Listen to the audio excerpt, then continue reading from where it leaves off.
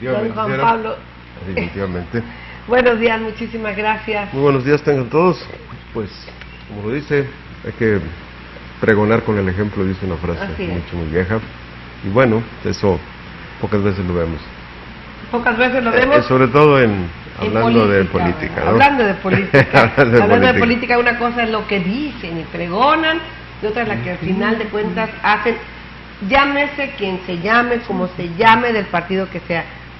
Yo no sé, y algún día, ojalá que alguien que tenga los estudios suficientes, la capacidad suficiente, hicieran un análisis de qué les pasa.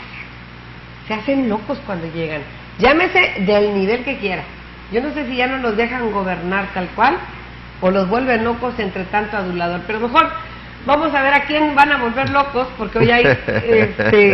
hay elecciones en 14 estados de nuestra república. 14 estados y se celebra también en un solo distrito, en el estado de Sonora. Sí, una elección extraordinaria. Exactamente. Bueno, lo cierto es que quizás para muchos los procesos que celebran hoy en esos 14 estados que usted menciona, que son Sinaloa, Chihuahua, Durango, Coahuila, entre otros Zacatecas, Aguascalientes, Tamaulipas, Hidalgo, Tlaxcala, Puebla, Veracruz, Oaxaca y Quintana Roo. Además, como le dije, el proceso de un distrito en Sonora, quizás para muchos no tenga ninguna relación o no tenga la importancia que debemos de darle aquí los potosinos. Sin embargo, quiero decirle que debemos revisar los resultados y el comportamiento de los partidos, porque esto definitivamente impactará en los procesos del 2015, cuando además de renovarse los cargos a gobernador en estados como Colima, Nuevo León, Morelos, Distrito Federal, Querétaro, Sonora, se elegirá en nuestro estado al sucesor del gobernador actual, Fernando Toranzo. De la ferocidad que han mostrado priistas, panistas y perredistas en las campañas, en esa campaña de lodo que hoy, para fortuna y tranquilidad de cada uno de los habitantes de esos estados, hoy concluye, bueno, fue incluso envuelta en terror, en miedo, en sangre, que lamentablemente, pues, como le decía, afortunadamente hoy concluye. Esas campañas son el ejemplo de la ferocidad, como le decía, y de las luchas internas que se dan en los partidos para alcanzar el poder y el control absoluto en cada uno de los estados. ¿Por qué? No se va a elegir gobernador en algunos, pero se va a elegir diputados, y el gobernador que controla el Congreso, controla el estado, de tal modo que de ahí la urgencia y la necesidad de muchos gobernadores pues sin que se notara mucho, algunos muy descaradamente lo hicieron, tomaron recursos del erario y utilizaron programas de apoyo social para manipular los resultados de este proceso. De tal modo que habrá que esperar. ¿Por qué? Porque para los panistas y los perredistas, que ahora son oposición, bueno, pues es muy importante llegar a ganar o conservar alguna de las posiciones que están en disputa, porque de no hacerlo, de no fortalecerse ellos, corren el riesgo de que el PRI sí se fortalezca, y entonces se va a dificultar mucho más para que en los próximos procesos, como el del 2015 y luego después el 2018, puedan sacar a lo que alguna vez consiguió sacar de los pinos a las tepocatas y a las víboras prietas de nueva generación que se han estado y se han enquistado ahora en Palacio Nacional.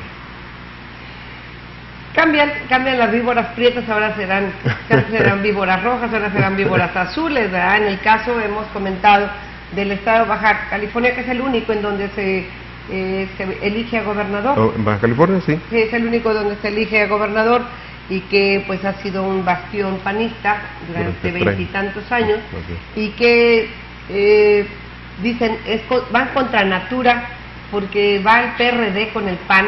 Exacto. Decían los priistas, pero resulta que los priistas no han dicho que van contra natura, porque ellos van con el PT, por ejemplo. Claro. ¿Verdad? Mire, o sea, como le digo, que la ferocidad que muestran por alcanzar el poder, no les importa con quién se vayan a hacer la alianza. Aquí no se puede hablar ni de valores, moral, ideologías, ni mucho menos. Un árbol que da mora. Exacto. Pero lo que sí llama mucho la atención, don Juan Pablo, usted lo anotaba muy acertadamente, la lucha intestinal que se está llevando a cabo, y que en esta ocasión ha denotado una gran violencia. Claro.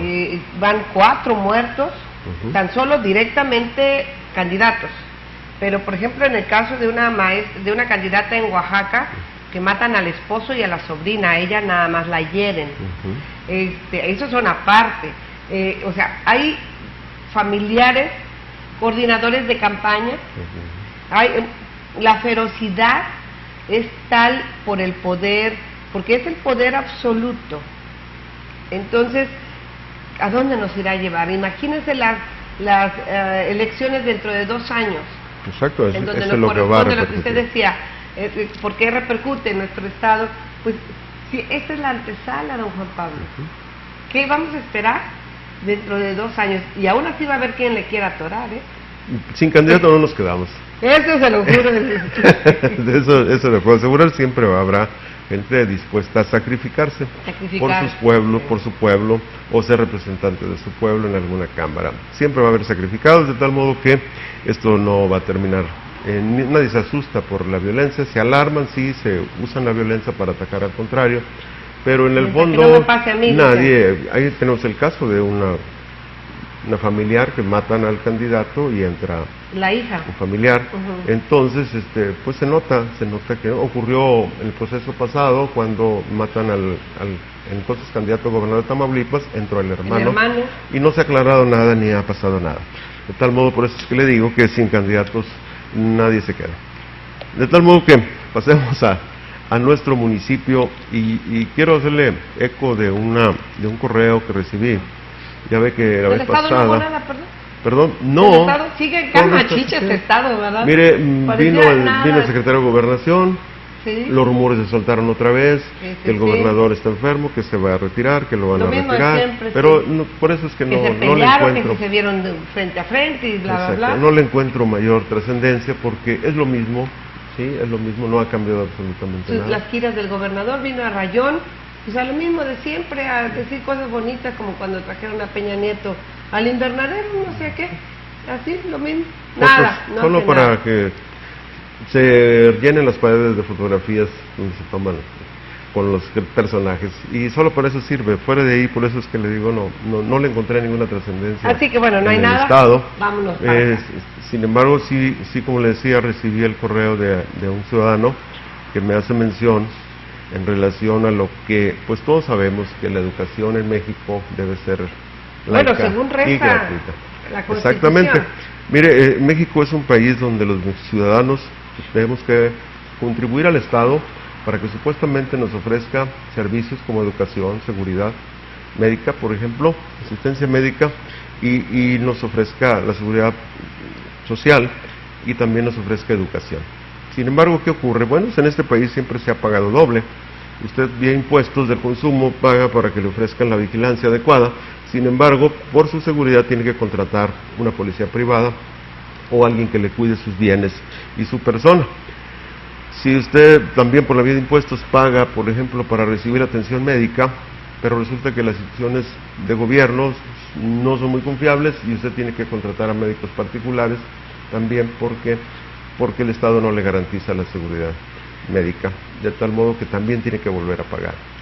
Resulta que paga vía impuestos también por la educación, y ¿qué ocurre? Bueno, pues que también debe de pagar aparte a las cooperativas, debe contribuir a las rifas, debe contribuir a los negocios de los directores en las escuelas. Rifas, bailes. Efectivamente, y sobre todo las famosas cuotas de admisión.